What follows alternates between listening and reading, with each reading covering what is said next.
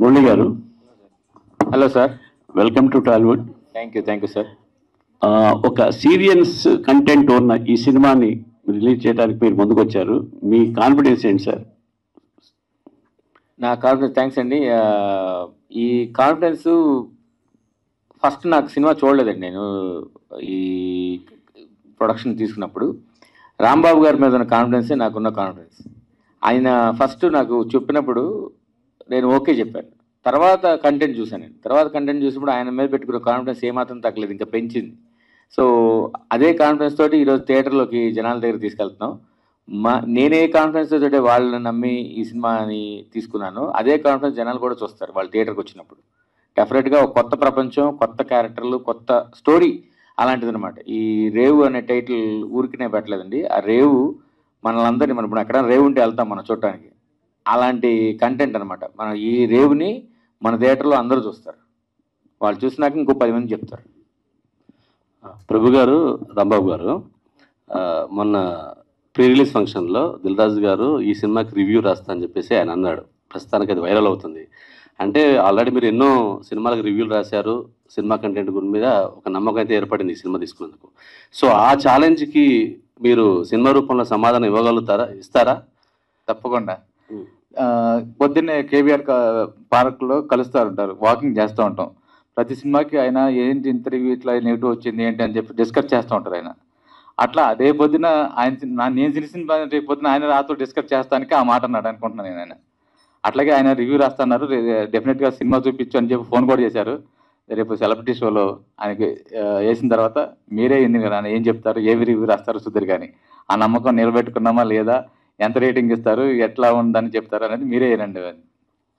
యాక్చువల్గా దిల్ రాజు గారు ఇచ్చినటువంటి ఆ స్టేట్మెంట్, ఎందుకంటే మేము మీడియా వాళ్ళం అయ్యండి, నేను తను మీడియాలో ఉండి ఒక సినిమాని టేకప్ చేసామంటే ఆ కంటెంట్లో ఒక స్ట్రెంగ్త్ ఉంటుంది అనేటువంటి నమ్మకం ఒకటైతే, మీరు ఎన్నో సినిమాలకు రివ్యూలు రాశారు, మేము సినిమాలు తీసినప్పుడు మా సినిమాల మీద రివ్యూలు రాసి విమర్శించారు, ప్రశంసించారు. Your the critic. మా సినిమాలకు మీరు ఎలా చేశారో మీ సినిమాకు మేము అలా చేస్తాం అనేటువంటి ఒక మాకు శుభ పరిణామం, చాలా మంచి స్ట్రెంగ్త్ ఇచ్చింది ఆయన స్టేట్మెంట్. డెఫినెట్గా ఆయన దగ్గర నుంచి ఒక పాజిటివ్ రివ్యూ వస్తుందనేటువంటి నమ్మకం మాత్రం మాకుంది. ఏంటి ఇలాంటి సినిమా తీశారు, ఇలాంటి సినిమా టేకప్ చేశారు ఏంటి అనేటువంటి ఒక బ్యాడ్ కామెంట్ అయితే రాదు. We will definitely get good compliments అనేటువంటి నమ్మకం అయితే ఉంది. మురళి గారు సార్, యాక్చువల్గా ఇప్పుడు స్టార్ సినిమాలన్నీ కూడా నిరాశపరిచాయి. ఈ మధ్యకాలంలో వచ్చినాయి కమిటీ కుర్రాలు, ఆ సినిమాలు సక్సెస్ఫుల్గా రన్ అవుతున్నాయి. ఈ రేవు కూడా వాటి స్థానంలో, అంటే వాటి పక్కన నిలబడుతుందని మీరు నమ్ముతున్నారా? తప్పకుండా అండి. ఇప్పుడు కంటెంట్ బేస్డ్ సినిమాలకి మంచి టైం వచ్చింది. మనం ఓటీటీలో చూసుకున్నా కానీ, తమిళ్లో, మలయాళంలో చేసిన చిన్న చిన్న సినిమాలు కూడా తెలుగులో విపరీతంగా ఆడిన సందర్భాలు ఉన్నాయి. మీరు మంజుమల్ బాయ్స్ కానివ్వండి, ప్రేమలు కానివ్వండి, మొన్న వచ్చిన మహారాజా కానివ్వండి, అన్ని కంటెంట్ బేస్డ్ మూవీస్. అలాంటి కంటెంట్ బేస్డ్ మా రేవులో కూడా ఉంది. డెఫినెట్గా ఈ స్థాయి సినిమాలకు ఏ రకంగా కూడా తగ్గకుండా ఉంటుంది అనేది మా గట్టి నమ్మకం. అదే నమ్మకం ఈరోజు ఇక్కడ దాకా తీసుకొచ్చింది, మీ దగ్గర దాకా తీసుకొచ్చింది. సో రేపు మీరు సెలబ్రిటీ షోలో చూసినప్పుడు డెఫినెట్గా, అంటే నేను 1% చెప్పినా అందులో నిజం ఉంటుందని నేను నమ్ముతాను. నేను ఆ 1% అయినా సరే జనాలందరికీ రీచ్ అవుతుందని కోరుకుంటున్నాను. కంగ్రాచులేషన్స్ ప్రభన్న, రాంబాబు గారు. ఈ సినిమా గురించి నాకు చాలా అనుభవం ఉంది, చెప్పాలా లేదా కూర్చుని అడిగినా?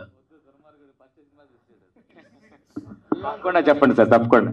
అంటే ఇక్కడ ఫస్ట్ కాపీ జరుగుతామంటే రాధా వచ్చి సినిమా చూసేసి సైలెంట్గా, ఇప్పుడు నువ్వు పాత ఏమి అడక్కు.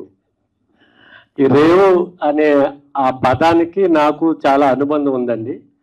ఇంచుమించు 30 సంవత్సరాలుగా నేను ఆ రేవులో తిరిగా. భీమవరం పక్కనే ఒక చిన్న పల్లెటూరు, మా చుట్టూ అగ్నికుల క్షత్రియులే ఉంటారు, అంటే చేపలు పట్టేవారు. ఈ రేవు అనేది ఇంటి పేరు కూడా ఉంది. రేవు రాంబాబు అని నా బెస్ట్ ఫ్రెండ్ ఉన్నాడు, ఒక విధవ, ఆడు భీమవరంలో ఉంటాడు. ఈ రేవు వాళ్ళందరూ ఈ రేవు సినిమా చూడండి. నెక్స్ట్ ఈ